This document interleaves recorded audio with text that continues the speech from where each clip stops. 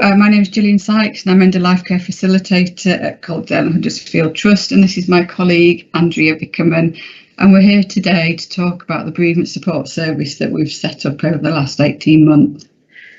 The COVID pandemic hit in the UK in early 2020 in March, as you're all aware. The country went into lockdown. Following government guidelines, our trust stopped patient visiting, allowing only very restricted visiting at the end of life. The impact of the pandemic and patients being unable to have visitors had a huge detrimental effect on staff, patients and relatives. Staff were distracted about seeing patients dying alone. Families were really worried about their loved ones and were unable to spend precious time with them at the end of life. We also had feedback from our patient and advice colleagues about how relatives were struggling. In all the chaos, staff came to us in the end of life care team with ideas for support. Our trust was also concerned about the impact of the lockdown and our relatives and wanted to provide extra support. We took the lead to ensure a fair, equitable service could be provided for all. Next slide, please. A working group was identified and they agreed the scope of the vision, developed the process to ensure the service was operationalised in the most effective way at pace.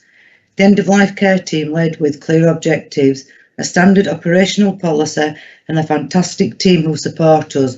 We communicated with all levels of staff at every point. This helped staff as they knew that relatives were getting support. Having the trust senior management team support from the start was also crucial. So what do? The General Office sends the next of kin details daily, which enables us to send out a bereavement box in a timely manner. In the box are marigold seeds, bereavement support numbers and a handwritten card. We knew a handwritten card rather than a printed one was preferred from an experience-based co-design workshop which we held.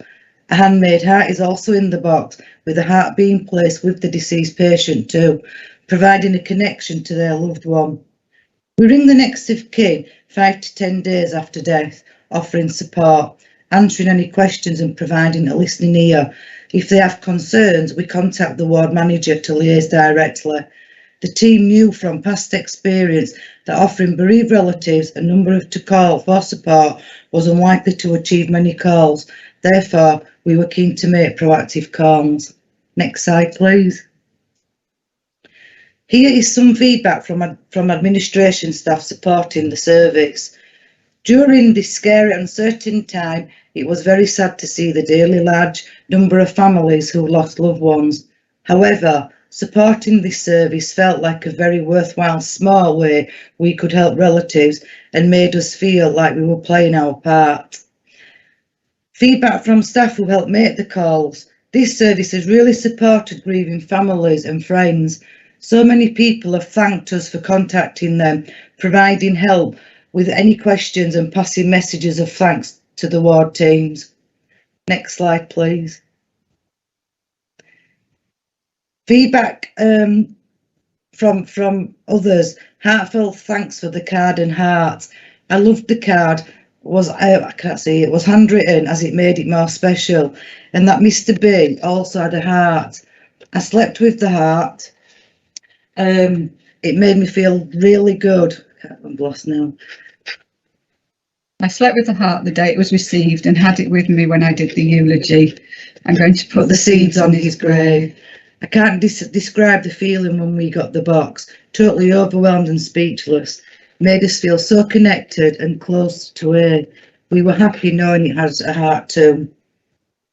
And one of our bereaved relatives was so overwhelmed by the heart that she now knits the hearts for us.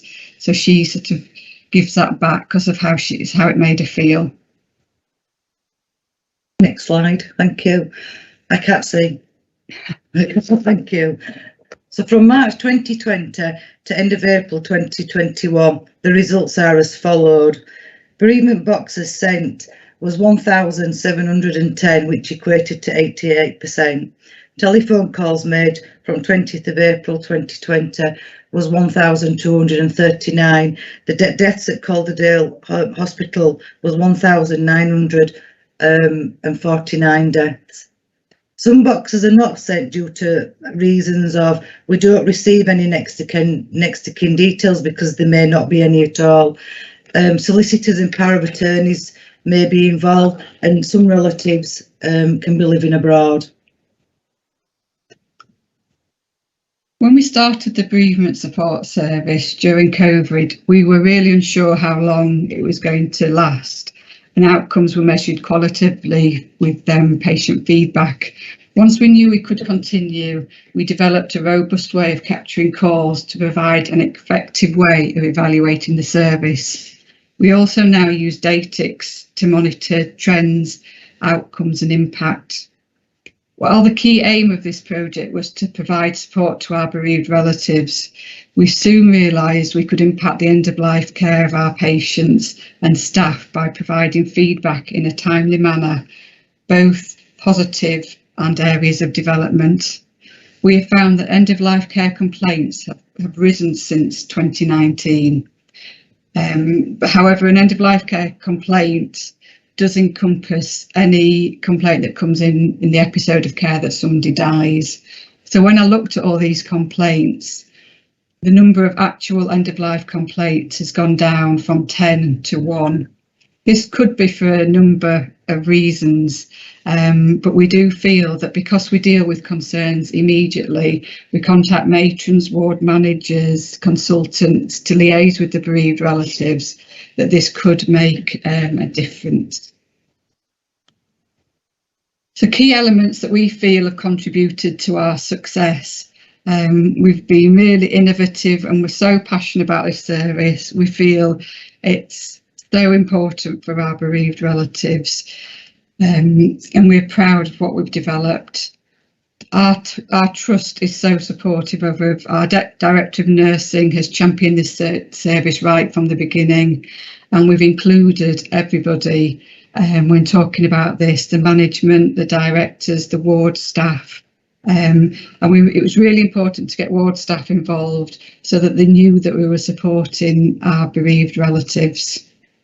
We've been adaptable as the service has grown and changes have come about, and bereaved relatives have had an impact on that.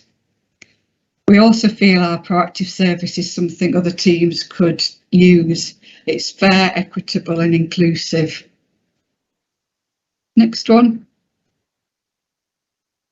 So what's the future for us? Many hospitals did ring relatives at the start of the COVID, but we're absolutely passionate about keeping this service running. We feel the future is really bright for it, and the feedback has been absolutely fantastic. It addresses many of the issues highlighted by relatives in a recent national bereavement survey, and that's one of the reasons why we feel it's imperative that we keep this service. Since submitting the information, we've now got funding for a Band 5 and a Band 6 staff nurse and a Band 2 admin support to help us to continue this service for 12 months with the look that we can continue it sustainably over the years. Our local community are so on board with this. They make the hearts for us. The local Women's Institute supporters, the Trust is supporting, and it's really sort of grown. And we also liaise with our local mosque. It's very personalised service that we run. We feel we're making a real difference to our patients and relatives' life. And we were just really proud of the service that we've done. Last one. That'll be it. Thank you. Thank you for shortlisting us for this service, which we are so proud of. It's lovely being here today. Thank you.